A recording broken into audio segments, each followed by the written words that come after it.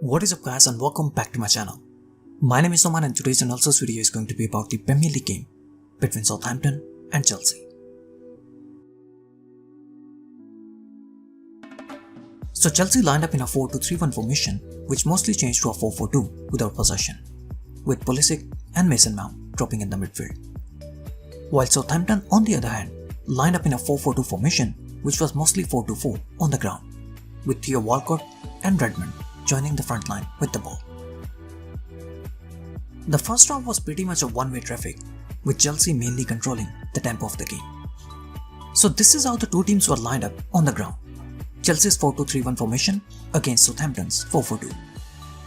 Whenever Chelsea tried to build their play, Adams and Danny Ings mostly held their positions as they tried to cut the central passing lanes to N'Golo Kante and Jorginho.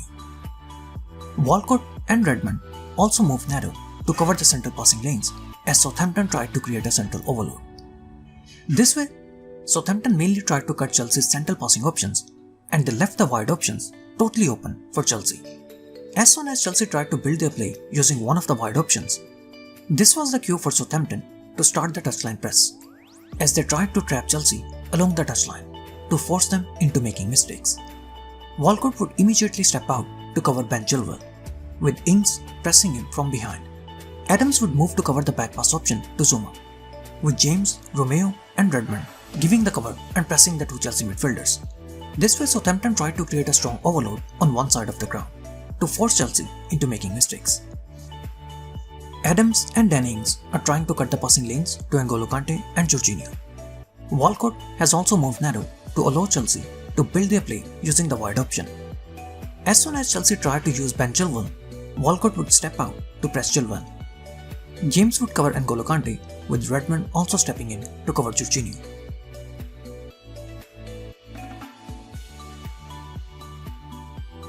James takes over N'Golo Kante from Walcott as Walcott steps out to press Ben Chilwell.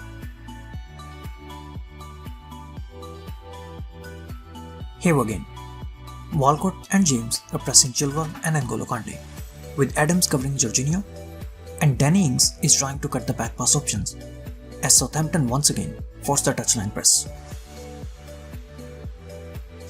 But one of the downsides of touchline press is that you always leave the other side of the ground totally open, and if the opponents are able to shift the play from one end to the other end, you could be left in trouble, and this is what Chelsea did.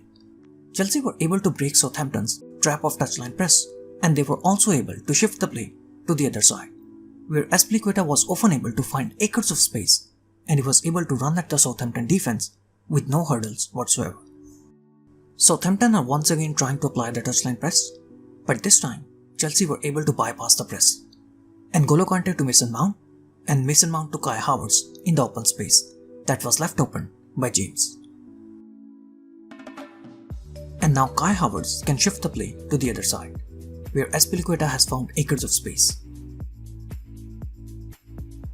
This time Mason Mount drops in the space behind Romeo to make himself available as a passing option and to help Chelsea shift the play to the other side.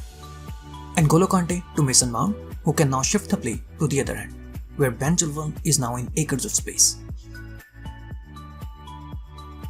Chelsea scored the first goal very early in the game, thanks to Timo Werner. Werner was constantly dropping deep and he was forcing the centre-backs out of their positions to open the gaps in the defense. Timo Werner drops deep and he pulls the centre-back out of his position to open the space in the defense for Kai Havertz. Since the centre-back was taken out by Timo Werner, so Kyle Walker-Peters moves narrow to cover the central space and Kai Havertz. This has opened so much space on the wide area for Ben Chilwell to receive the ball from Pulisic.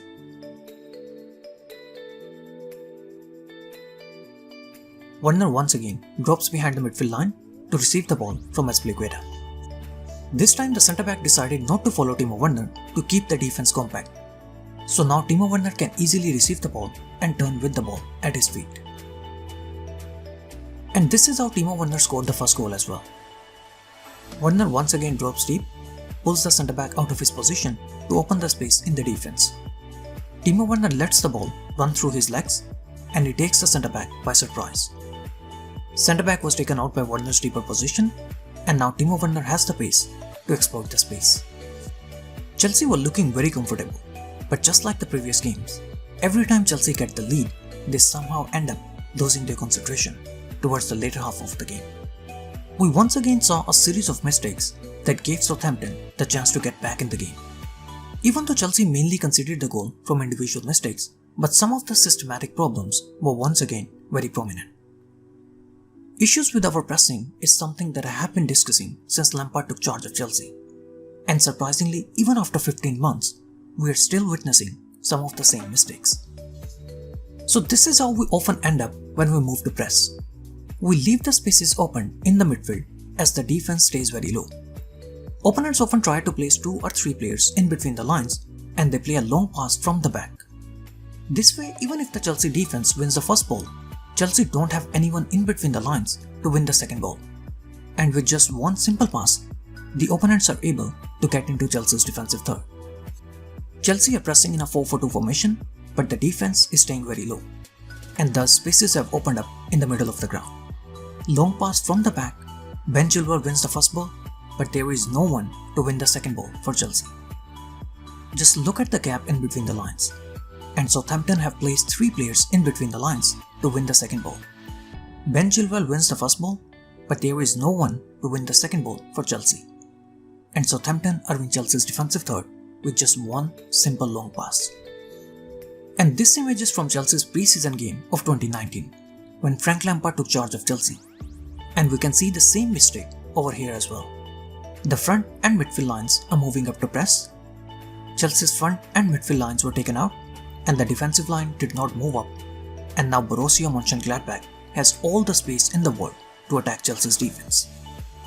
Again, same gap that we saw yesterday in the game against Southampton. And this is something that's very concerning.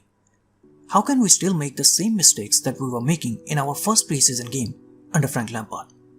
These problems should have been improved by now. And Lampard needs to work on these issues as soon as possible, because the pressure is now mounting on him.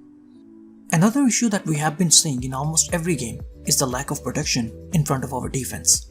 Both our midfielders step up at the same time, which leaves our defense exposed on transitions, with little to no help from the midfield. One of the 2 midfielders needs to stay back and protect the defense. But when both Jorginho and N'Golo Kante move up at the same time, it leaves the defense totally exposed on transitions. And this is something that we saw in the game against West Brom as well. Again, a constant theme that we have been seeing in our games, and it needs to be rectified as soon as possible. Individual mistakes are definitely costing Chelsea games, but some of the systematic issues are also not helping Chelsea. Both the players and the manager needs to take responsibility and step up their games ASAP. Conceding 6 goals from West Brom and Southampton is not acceptable, and things need to improve, and they need to improve quickly. Thank you so much guys for watching the video. I hope you guys enjoyed it. Please don't forget to like and subscribe.